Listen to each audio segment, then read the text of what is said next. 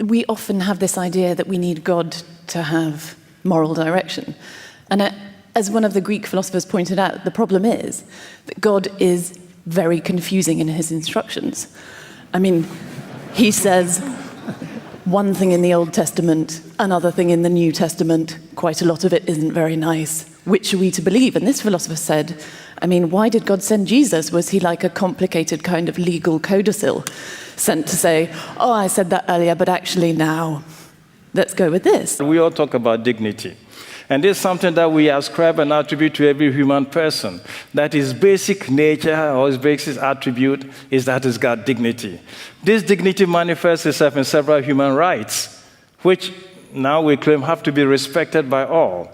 So at the end of the day, if dignity is a full expression of what a person is created to be and must become, if you want his project of his whole being, then I would want to, anything that diminishes, anything that becomes an obstacle, anything that detracts from this, we will begin then to acquire the face of what we don't want to call evil, or bad, something wrong or whatever type of thing.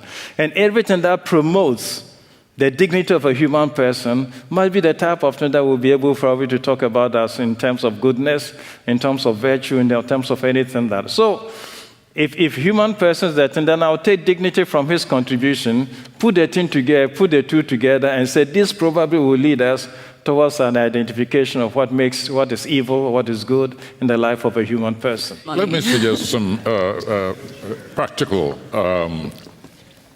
some real incidents which might enable us, I think, to even answer the question of dignity. For instance, I could say very simply that when I look at dignity, I look at the human entity as a creature of volition.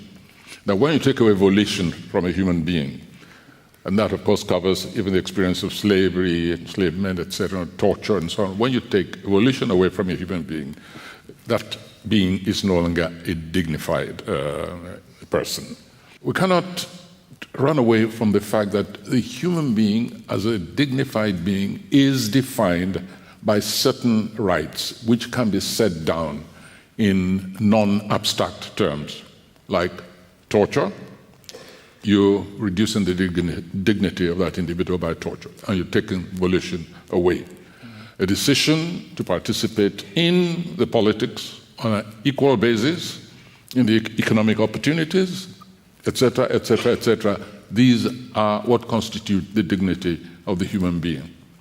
It's when we get to issues like evil that we're in trouble.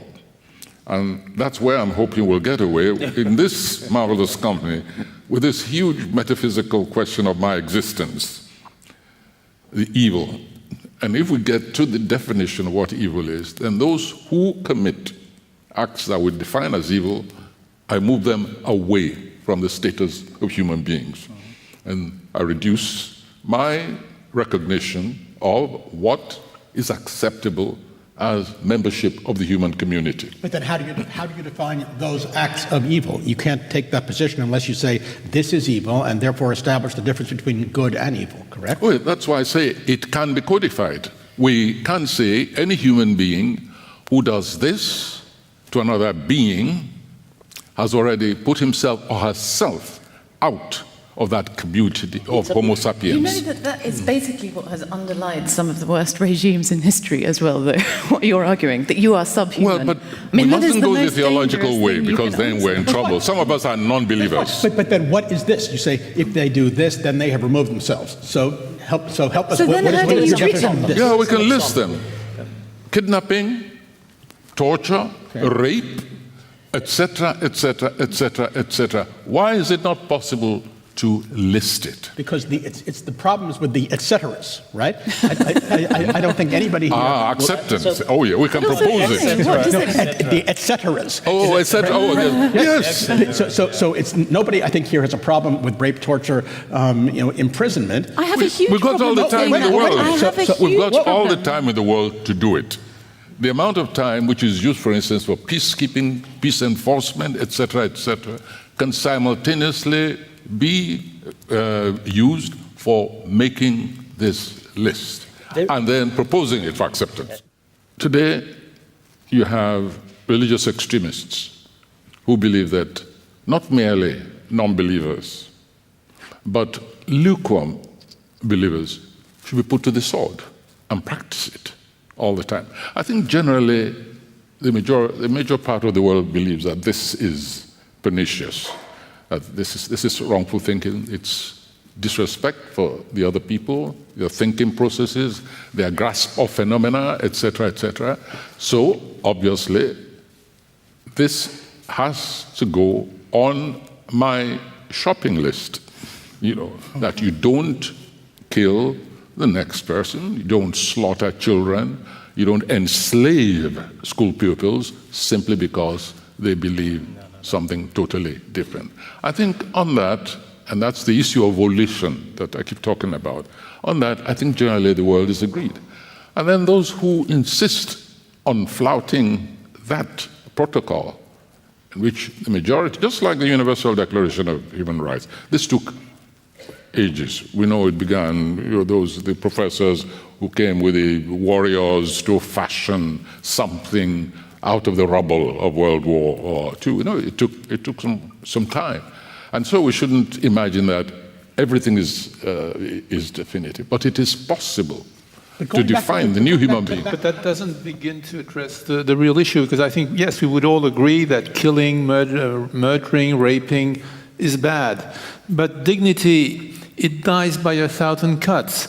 It dies by all sorts of actions which are in your etc. List. And that's where the issue is. And you said the human being is a relational being, like Aristotle said, political.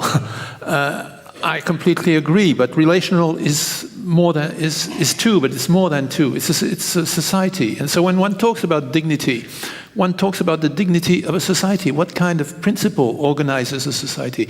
If one tried to answer the question just focusing on one individual, is that person killing or not killing? In a way, that's the easy issue. But ethics is about the uneasy issues. I think I find myself in the same position as when I'm asked, especially about my country and the continent, are you a pessimist or an optimist? And I say, neither. And I think I've reached the point where I look at issues of good and evil, and I say, all right, I know in me what defines a member of humanity. And what is acceptable in my definition of humanity is what seems to be the equivalent of good. What is not acceptable goes in the direction of evil. And if you want to be a member of my human community, please come on this side and leave that one alone. Thank you.